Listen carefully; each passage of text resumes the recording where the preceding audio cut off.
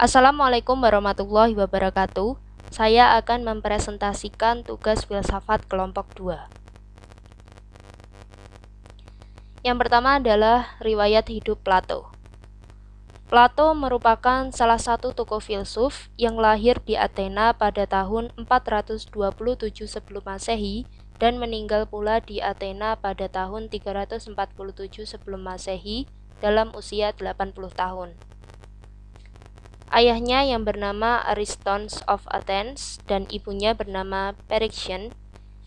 Ia bercita-cita menjadi seorang negarawan, tetapi perkembangan politik di masanya tidak memberi kesempatan padanya untuk mengikuti jalur hidup yang diinginkannya tersebut.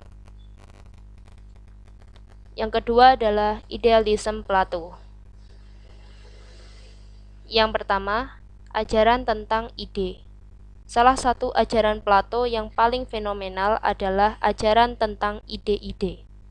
Ajaran tentang ide-ide ini merupakan inti dari seluruh ajaran filsafat Plato. Menurut Plato, ide merupakan suatu yang objektif yang tidak bergantung pada pemikiran, namun sebaliknya pemikiran tersebutlah yang bergantung pada ide-ide. Yang kedua, adanya ide-ide.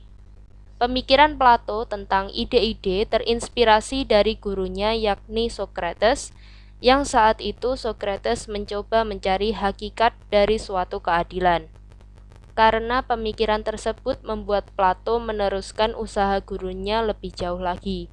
Menurut Plato, suatu inti pasti mempunyai realitas, terlepas dari segala perbuatan konkret yang meliputi ide keadilan, ide keberanian, dan ide-ide lain yang pasti ada.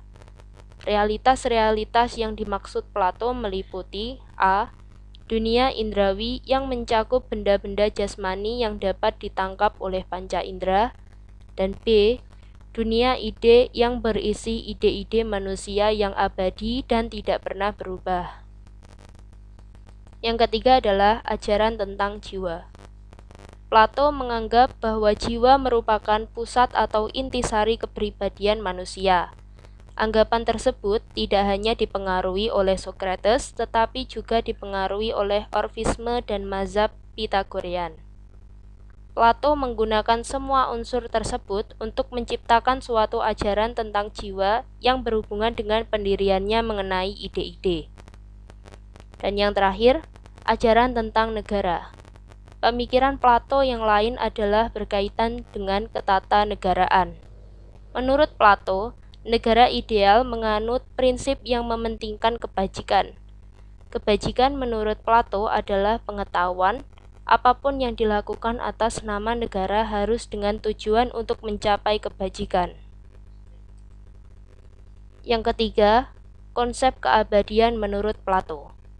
Dalam hal ini, Plato mengatakan bahwa suatu yang nyata dalam dunia akan punah, yaitu hidup. Sementara keabadian yang hakiki itu adalah gambaran ide yang bukan indrawi semata, seperti semua yang nampak itu aslinya adalah ada sebuah ruh dalam dirinya. Hal ini diungkapkan Plato dalam teori manusia gua.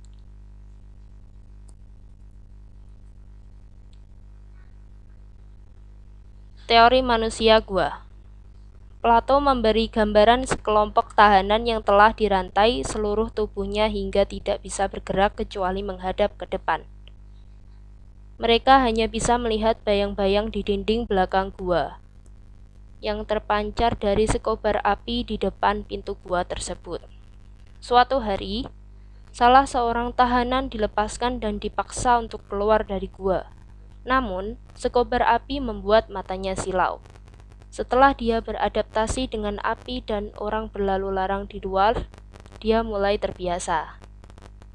Hal paling awal ditemukannya adalah bayangan, kemudian refleksi manusia dan benda yang ada di air. Kemudian, mulai dikenalkan dengan matahari sebagai simbol kebenaran. Lalu dipaksanya untuk kembali ke dalam gua. Hal awal yang dilakukan adalah memberi informasi pada tahanan lainnya. Namun, respon marah yang dia dapatkan dalam proses ini terasa menyakitkan bagi tahanan gua karena kondisi pemahaman yang berbeda. Yang kelima adalah manusia dan negara menurut Plato. A. Pemikiran Plato tentang manusia. Ajaran Plato tentang manusia tak lekang dari dualisme yang merangkap idealismenya. Seperti yang sebelumnya diajarkan oleh Pythagoras, Plato juga memandang bahwa manusia itu terdiri atas roh dan badan. Di satu pihak, manusia adalah eksistensi yang imaterial, abadi, dan tak berubah. Sementara di sisi lain, manusia adalah badan yang terperangkap dalam empiri yang berubah-ubah dan bisa lenyap. B. Pemikiran Plato tentang negara. Dalam buku Republik yang menjadi tujuan hidup Plato tergambar pendapatnya tentang pembinaan negara, masyarakat, dan pendidikan. Peraturan yang menjadi dasar untuk mengurus kepentingan umum, kata Plato, tidak boleh diputus oleh kemauan atau pendapat orang-orang atau oleh rakyat seluruhnya, melainkan ditentukan oleh suatu ajaran yang berdasarkan pengetahuan dengan pengertian. Dari ajaran itu datanglah keyakinan bahwa pemerintah harus dipimpin oleh ide yang tertinggi, yaitu ide kebaikan. Ajaran politik Plato mengumpamakan suatu negara ideal yang mendekati utopia.